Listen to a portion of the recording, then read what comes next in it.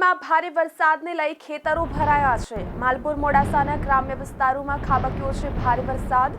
સાકરિયા, માથાસુલિયા, ટીસ્કી પંથકના ખેતરો બેટમાં ફેરવાયા છે। મકાઈ, બાજરી, જુવારનો પાક સંપૂર્ણ પાણીમાં ગરકાવ થયો। ખેડૂતોને ચોમાસુ ખેતીથી હાથ ધોવાનો વારો આવ્યો છે। અરવલ્લીમાં ભારે વરસાદને લઈ ખેતરો ભરાયા છે। માલપુર મોડાસાના ગ્રામ્ય વિસ્તારોમાં ખાબક્યો છે ભારે વરસાદ। સાકરિયા, માથાસુલિયા, ટીસ્કી પંથકના ખેતરો બેટમાં ફેરવાયા છે।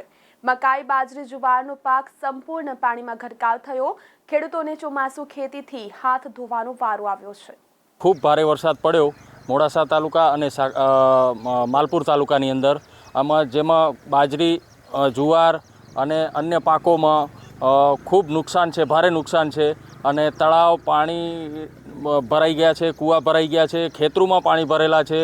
તો અમે અત્યારે સરકાર પાસે એટલી જ અપેક્ષા કરીએ કે અમને વળતરનો લાભ મળે। સાકરિયા ગામ, સાકરિયા કંપા, માથાસુલિયા કંપા, જાલોદર, ટીસ્કી, ફરેડી આ બધા જ ગામોની અંદર 1.5 થી પોણા 2 કલાકની અંદર 4 થી 5 ઇંચ વરસાદ એવો મુસળધાર પડ્યો છે કે જે ખેતીની અંદર વાવેતર કરવાના જે બાકી હતા એ સિવાય જે વાવેતર થયેલા છે, મગફળી, સોયાબીન, અડદ, આવા બધા જે વાવેતર કરવાના હતા એ બધા વાવેતર થઈ શકે એવી પોઝિશન જ નથી ને બધા જ જગ્યાએ ખેતરોમાં એટલું બધું પાણી ભરાઈ ગયું છે। અને પાણી ભરાયા પછી ખેતરોની અંદર પરિસ્થિતિ પણ એવી થઈ કે હવે આ વખતે વાવેતર ભગવાન કરવા દેશે કે નહીં, હવે એ જ મોટી મુસીબત છે। અને વરસાદ તો સતત પહેલા દિવસથી આવ્યો ત્યારથી વાવેતર કરવા માટે વરસાદ ઊભો પણ રહ્યો નથી અને વરસાદ સતત ને સતત રોજે રોજ ચાલુ જ રહેશે। પણ કાલે જે વરસાદ પડ્યો ને એ વરસાદ તો બધા ગામડાઓમાં અને ખેતરોમાં ફૂલ પાણી ભરાઈ, કૂવાઓ ઉપર 10-10 ફૂટ 5-5 ફૂટ પાણી ભરાઈ અને કૂવાઓ પણ ઓવરફ્લો થઈ ગયા અને બધું જ ઓવરફ્લો કરી નાખ્યું અને ખેતરોમાં પાણી કરી નાખ્યું હતું કાલે।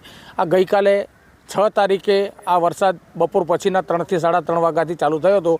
પછી રાત સુધી વરસાદ રહ્યો છે પણ ફૂલ વરસાદ 1.5 થી 2 કલાક રહ્યો, એમાં પાણી 3 થી 4 ઇંચ 5 ઇંચ જેવો વરસાદ મુસળધાર વરસ્યો છે।